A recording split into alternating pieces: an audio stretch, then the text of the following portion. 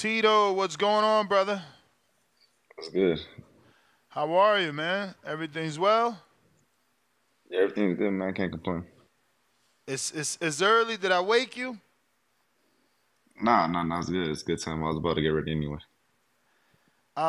So first and foremost, brother, congratulations. You know I've been waiting for this for a minute. I've been asking you and your dad when you're gonna sign to a major, when you're gonna get that consistent television schedule. The time is now. You signed to Matchroom Boxing, one of the major promoters for sure. They're certainly doing their thing. They just signed Jerron Butenis. They just signed Shakur Stevenson. It looks like Matchroom is your new home. Congrats on that, and just dive into it. Why did you choose them over everyone else? I mean, I know for a fact Top Rank and PBC were interested. So what was your ultimate reason for choosing Eddie Hearn and Matchroom Boxing as the promoter for Tito Mercado and the future?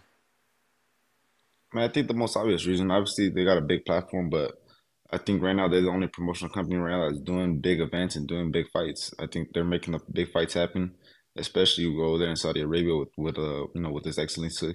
So we want those big fights, and I think he's the one that's making them happen. To be honest, I mean, you look at guys like, for example, like Berlanga, who really don't deserve the Canelo fight, but he got it soon. So I mean, I'm looking at the promoter who's going to give me those fights that I want.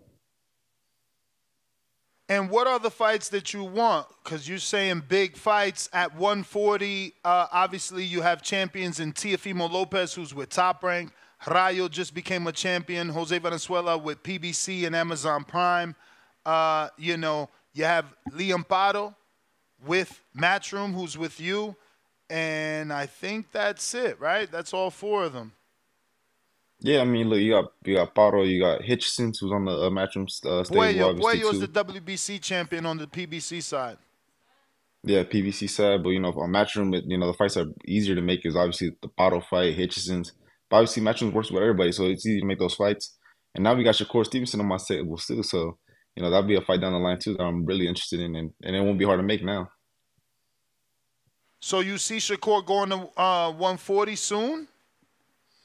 I hope so. I mean, look, I mean, the way he talks, he says he can go up to 147. So, I mean, he said tomorrow. So, I mean, I wouldn't rule it out. I wouldn't rule it out in the near future. What's your thoughts on him taking the fight with Joe Cordina? It was expected. I mean, obviously, I wasn't expecting him to take a hard fight right away, especially after his last performance. But we'll see how he looks. We'll see how he looks. I'm not really too impressed with Joe Cordina, but we'll see how he looks first, and then see what he does from there. And no word on an opponent and a date for your debut with Matchroom, or do you have a date? We're working on some dates. Nothing official yet, but I will tell you sometime soon. I'll give you kind of a time frame, kind of sometime in November. That's what we're looking for. Okay, okay, Yeah. that's good. That's good. November is a good time. Lot of fights happening in November. It looks like Tank's back in the first week. Then Keyshawn, who's someone Yeah. you've always talked about, he's stepping up with Gustavo Lumons November 8th. What's your thoughts on his step up fight? I think that's a good fight for him. I think that's a good fight for him. I think he's gonna beat Lemos though, to be honest with you. I think Lemos, he's a good strong fighter, but I think Keyshawn got a little bit more power. I got a little bit more power in his shots than what's him call it, than Hitchens. And I think they're bringing him down to 35. So I mean, I think Lemos probably gonna be a little bit more drained and a little bit more easy to subject to getting knocked out. For sure, for sure. So, was there anything specific that you asked for? Because we know that obviously Jerron wanted to go back home. Matias wanted to go back home. Those were the big reasons for them signing. I heard you say, you want the big fights. You see the Riyadh season is putting on the big fights. Was that something that you requested? Was, Eddie, if we sign, we want to make sure you can get us on those Riyadh season cards? There was nothing really specific. Obviously, man, it was just really just the fights that he was able to. I know that he's able to deliver once, if we ask for. So I know that that was really the big reason. And obviously, man, he does a lot of LA shows out here too.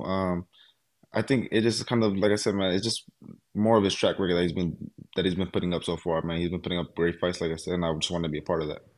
Now, during the live press conference that you had with Eddie, um, he made it a thing to mention Richardson Hitchins, and he went as far as saying that Hitchins will kill him if he doesn't mention him.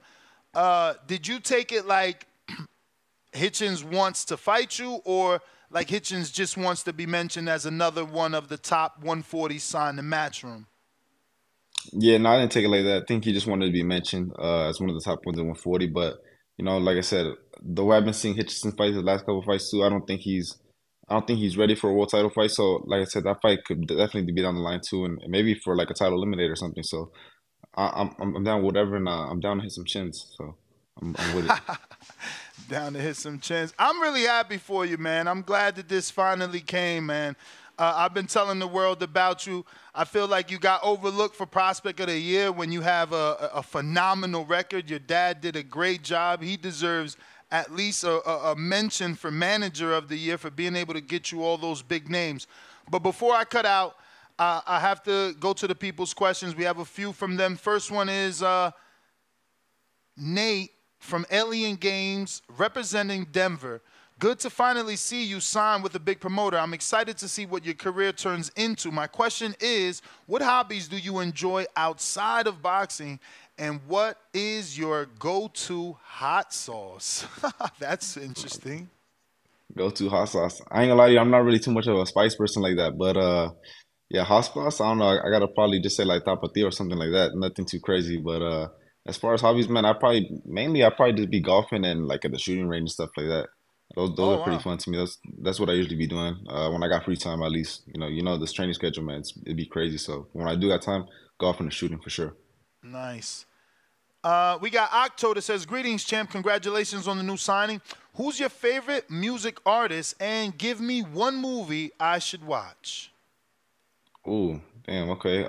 Favorite music artist for sure is Tupac. And a movie, damn. Okay, I could give you like two. I could give you like two. You could either watch Heat with Al Pacino, Robert De Niro. That's a good ass movie. Or you could watch Training Day with Denzel Washington. That was a good one too. Nah, two good movies right there. We got Boxing Talk Up North from Toronto, Canada. Shout out to Ness for informing the community about you. Do you see yourself moving up to multiple divisions and competing for multiple titles? Yeah, most definitely. I want to win though. Obviously, before I move up to 47, I want to win titles in each one first. So I'm not expecting to move up before I win a title in each weight class. So hopefully I'm able to go up to high too, because I'm a pretty big guy. So I'm hoping to go up to at least 60, 68 by the end of my career. Wow, 68. Okay, wow. We got Jerts 97. What's your favorite sugar-free song?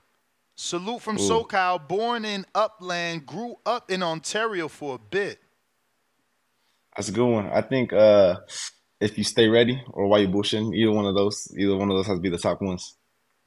We got Toledo Treese in Ohio that says, what's the hardest thing to cut out of your diet when you're trying to make weight? And what did you think about the fake ass Ali in Detroit Rivera? And he's talking about Michelle Rivera.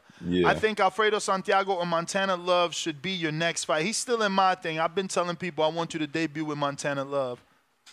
Yeah, that'd be a good fight too. He just got knocked out by no, he got knocked out by who So Paro, right? I think Paro. Yeah, I'll sleep Montana Love. I never thought he was a good fighter. I think they blew him up way too quick, overhyped. But the hardest thing to cut out my diet, man, I think is probably sweets. I like eating chocolate and stuff, so that's definitely a hard thing to cut out my diet. But something that needs to be What's your done, right? favorite chocolate? What chocolates you like? Damn, man, I like all of them, but I think Hershey Kisses got to be my favorite one. I ain't gonna lie to you, Hershey Kisses are like the Kit Kat, the mini ones. Damn, So, that'd do be you hard. eat it at night or is it like a throughout the day thing for you?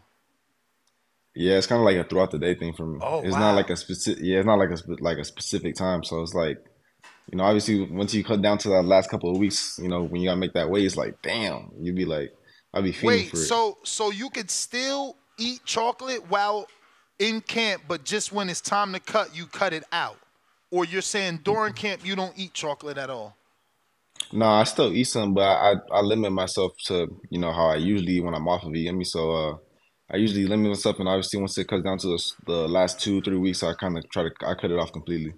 Nice.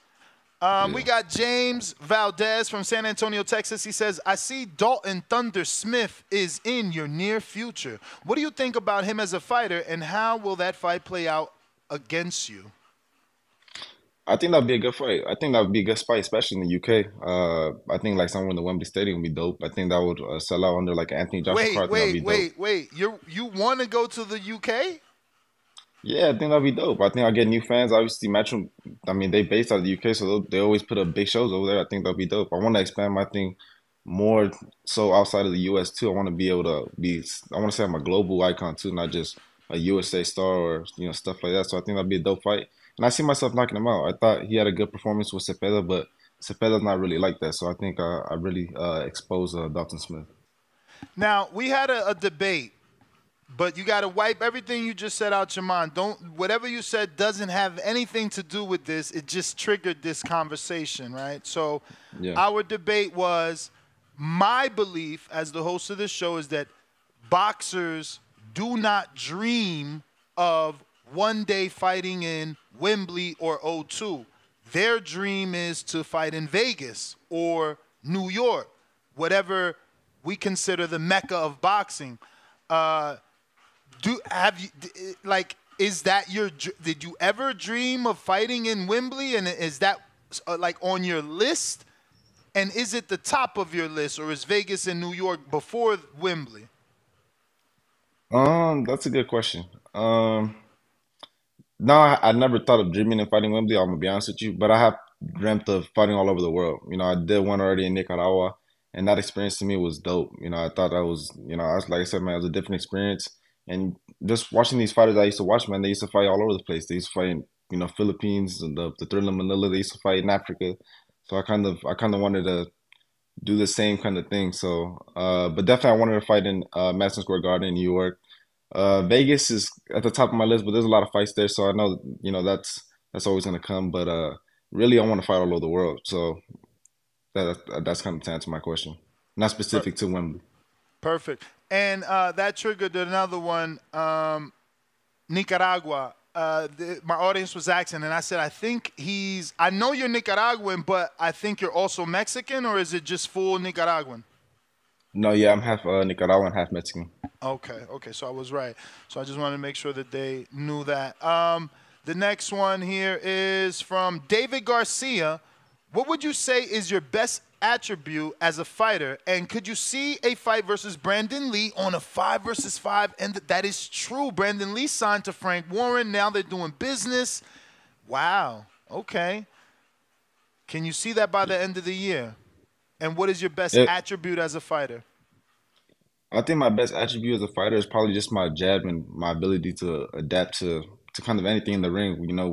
Within the fly, I don't have to go back to the corner and necessarily make the adjustment. I could do it on my own, uh kind of visualizing what my corner would say to me, during that time, so I could kind of adapt right away. And I think that's a special gift not a lot of fighters have. And then as far as the Brandon Lee thing, I see that definitely happening.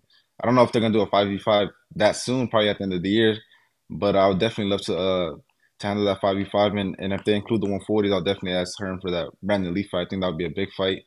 I think we both on the come up, and honestly, I think I'll knock Brandon Lee out cold within like 2 or 3 rounds. To be honest with you, I think that'll be a good fight, and I mean, I know the last 5v5 Eddie had it didn't go so well, so I would like to turn that around for him. Yeah, nah, he's made a lot of new signings. So when the 5v5 comes, you guys have a good squad now. I mean, Shakur, Jerron, yourself, you know, yeah, it's getting nice. We got Huang in Houston that says, what are your thoughts on Jack Catterall match in UK? He's big there.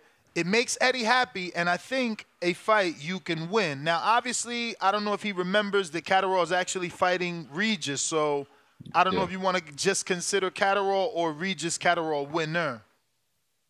I think I do believe that Catterall's gonna win that fight. At least from what I've seen this past performances on both of them. But nah, I definitely entertain that fight. I think that fight is a great fight. I think Catterall is a he'll be a great. I think Catterall more than anything is like to me at least in my eyes he's more of a gatekeeper. So I think that'll be a perfect fight for setting me up for a world title. I think that'd be a great fight. Honestly, I think I beat him, and I think I beat him easily too. Like I said, he's just a decent fighter, man. I don't see nothing really too special that pops out of that pops out of me for when I see him. All right. We got Rod in LA. Congrats on the signing with Matchroom. For your first fight with Matchroom, would you face Montana Love or Jeremiah Ponce? Jeremiah Ponte. I ain't too familiar with him that much. I heard of his I name though, think but isn't that the guy that beat Matias and then Matias knocked him out? I'm gonna Google it. nah, I think I think that was some Armenian dude, right? Or am I tripping? I'm googling it. He's from Argentina, Ponce. Ponte. Yeah, I feel like I heard of his name before, but definitely Montana Love because obviously I know who that is. But like I said, I'll entertain any fight that they throw at me. Any names like that, Montana Love, like I said, Ponce, damn, Matias, all the guys that they got in their stable, man, I'm ready for it. I feel like So I'm ready for it, and I feel like I'll be every single one of them. he was stopped by Sabril Matias. Okay, And his biggest win is a knockout over Lewis Ritston from the UK. I don't know who that is, to be honest with you. Yeah, Lewis Ritston, I mean, he's not internationally known. If you're a hardcore, you know him. He was somebody that Eddie Hearn and Matchroom were backing, and obviously he lost. But moving on here, we got Rich from Jersey. What's the top 3 fights you want at 140 since Eddie is backing you?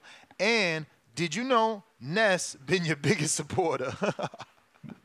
Yeah, no, I definitely knew Ness was always my big supporter, especially after after the first interview that Cohen did, I think you kind of realized, all that stuff I was talking, you kind of realized I was backing it up, Yeah, and I nah. and, I and, mean, the and I had minute I something with it. seen how many fights did you have when you fought the Puerto Rican Jason Velez? I had 7. That's right there is what I was like, holy smokes! And then from there, it was a wrap. I mean, you just continued to do your thing.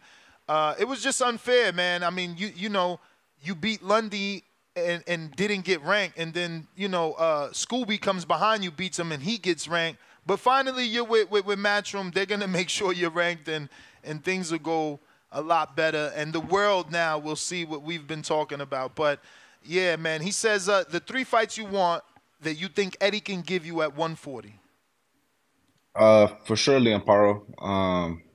I think he could give me Leon Paro. I think he could give me Devin Haney, and I think he could for sure probably end up giving me. I mean, if Shakur moves up, I definitely want the Shakur fight to 140. But if not, I think Teofimo, one of those. I think one of those 3, I could get those for sure. So what do you think about Liam and Haney? They're saying, obviously Eddie is saying he wants Haney to go to Australia, fight Liam Paro. Haney's been there twice with Cambosis. It's obviously a different division, a different style, but they are familiar. I've watched them spar here in Vegas. So Haney's familiar with Liam. But what's your thoughts on that fight if it happens? Oh man, that's like a real. If you were saying Devin Haney before the Ryan Garcia fight, I said Devin Haney wins that fight. But now it's kind of more like a 50-50, and I don't really agree. And a lot of people not may agree with that, but I don't agree with Haney fighting Paul right away after a big loss like that. But I mean, like I said, I can still see him beating him. But I think right now Paro, I think might have the edge just for damage taking. I think Devin took a lot of damage his last fight, and I think Paro right now is more the fresher fighter. So I'll give the edge to Paro winning that fight by decision, of course. I don't think he knocks him out. All right. I got Malcolm in New York City. Ness has been pushing you on in this platform, and I caught notice when you and Hank Lundy had that back and forth on here. With Dude. you in Matchroom now, any plans to get ranked? And if so, what route will you go? And by route, I'm assuming he means which sanctioning body would you go after first?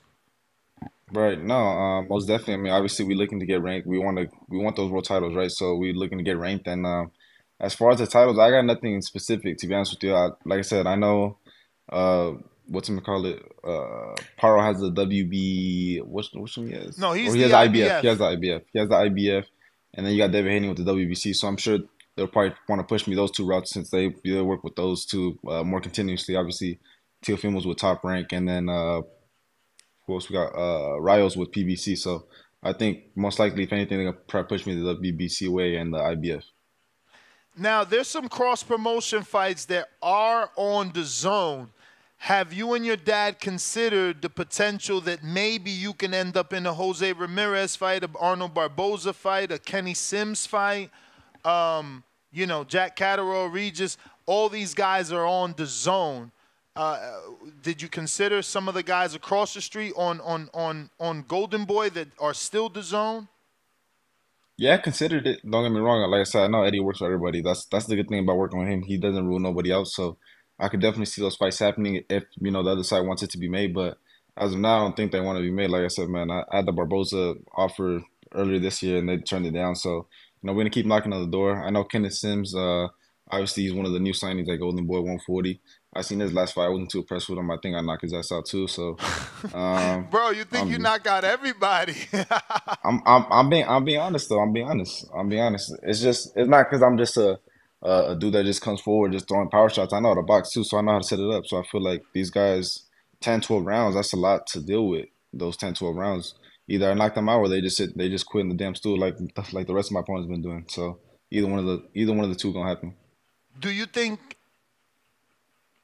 Kenny has the power, and if he doesn't have the power to keep you off him, do you at least think he has the skill? I don't think he has the power to keep up or to maintain me at a distance or none of that. I do think he has. I mean, I think he has experience. I mean, he's beat some good fighters, so I obviously wouldn't take him lightly. He looks like he has a decent kind of jab, but other than that, man, there's nothing really too. There's nothing I'm too worried about if we fought. Obviously, like I said, I know he has experience, so like any fighter, you gotta take him seriously. But I think I end up catching him, especially if he walks in like he did with the last dude he just fought. Nah, he's gonna get slept.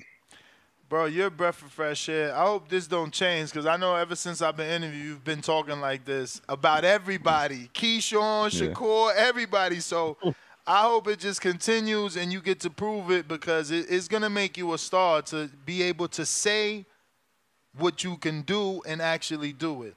We got Oscar in California says, congrats on the signing. Do you see yourself competing for a title in the next few fights? And which of the current champs would you definitely KO? That's interesting. Yeah, I could definitely see myself fighting for the title anytime soon, man. Now to be honest, but I think for sure the fighters at KO right now is definitely Ryu. I think Paro I knock out. He's just a smaller guy. I mean, I mean, he's tough though. He's tough. He handles the real pretty well. But I definitely think I knock out Ryo and Paro for sure, and Devin, and Devin. Damn. Why Ryo? And Why and Ryo I and wouldn't rule Devin out. for sure? I wouldn't rule out Teofimo too, because I mean we've seen them get dropped by dudes with not really so much power. Cambosos and what's him call it, and Sandra Martin dropped them a couple times. So I wouldn't rule out knocking out Teofimo, especially even on that crazy shit. So I think I knock his ass out into his senses. To be honest, I love it. he be talking weird on his interviews. I don't know what the fuck he be talking about. Oh man, we got Ali and Dago that says, "What's up, Ernesto? What's your favorite fighter of all time? And do you want a title shot now, or do you feel you need more fights?" So you've already answered the second part. So who's your favorite fighter of all time? I think the two most fighters I watched growing up was Sugar Ray Leonard and Alexis Arguello. I'll probably say those two are my favorite fighters of all time. What was it about Arguello? What made you? Did your father say, "Hey, you should watch this guy"? Like, what made you seek him out? It definitely had to be obviously because of my naked arm roots. My dad showed me tapes, and I was like, "Damn, this dude could fight." He had a nice ass right hand, and he fought everybody. Man, he was real technical, real technical. Like you said, he know how to move his feet. He had a good waist movement. Man. He had a lot of good stuff. So definitely though, because my naked arm roots, that's how I found about him, and then I fell in love with the way he fought.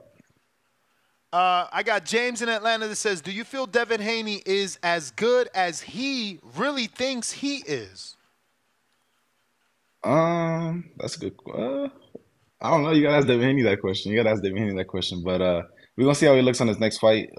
If he performs the way he was doing before Ryan, then he has a solid chance at still beating a lot of fighters. But like I said, man, we just gotta see how he looks after his next fight.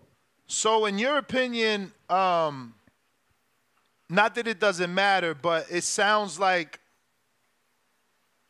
you're not factoring in the positive drug test. You're looking at what you've seen happen to Devin.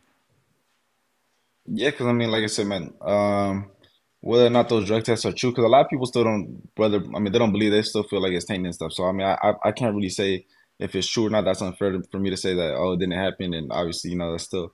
But the supplement that he said he took wasn't really a performance enhancing drug. Obviously, it's still steroids, and I don't agree with it. I'm a clean fighter myself, so obviously, I'll be uh furious and disappointed if somebody did that to me. But those left hooks, man, were landing all night. No steroids gonna give you 100% accuracy and landing big shots. And everybody knows Ryan Garcia's biggest shot is his left hook, and he has power in that shot. So, I mean, that shot was landing all night. So it's not gonna change your game plan for sure. So you think it was just a lack of game plan? He didn't adjust. I think he had too much heart. I think he was really out there trying to prove something, and he ended up getting clipped. I mean, he got clipped right away in the first 20 seconds of the first round. Yep. And then that's when I knew it was all over. So I think if he would have stick to his boxing and not fought so much with his heart, I feel like he really wanted to trade with Ryan and prove a point. It really hurt him. So I think that kind of really affected his whole game plan a lot. Do you think he learned the lesson from that and will go back to being boxer first? I hope so. I hope so. That's when he looked best. I think that's when people were saying that he looked unbeatable, that he could be tanking all these dudes. So I hope so, man. Because when I fight him, I want to fight the best version of him.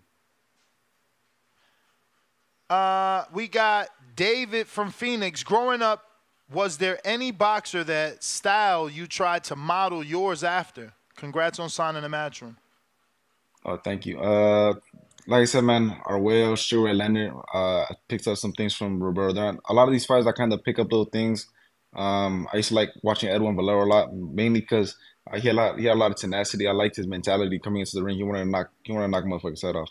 And that's kind of the mentality I bring to my game. And like I said, man, I kind of like picking little nitpicking little things from each and every fighter. Well, those are all the questions, champ. I do appreciate you. Give out your social media for anybody that isn't following you. And obviously, man, we want to get you back on the minute you get a date and you can announce it. I know you're looking forward to November. Hopefully that pans out. But thank you again for coming on. Most definitely, thank you. All my social media platforms are Real Tito Mercado. Stay tuned because I'm ready to announce a date soon. All right, brother. There you have it, ladies and gentlemen. Ernesto Mercado. Catch him on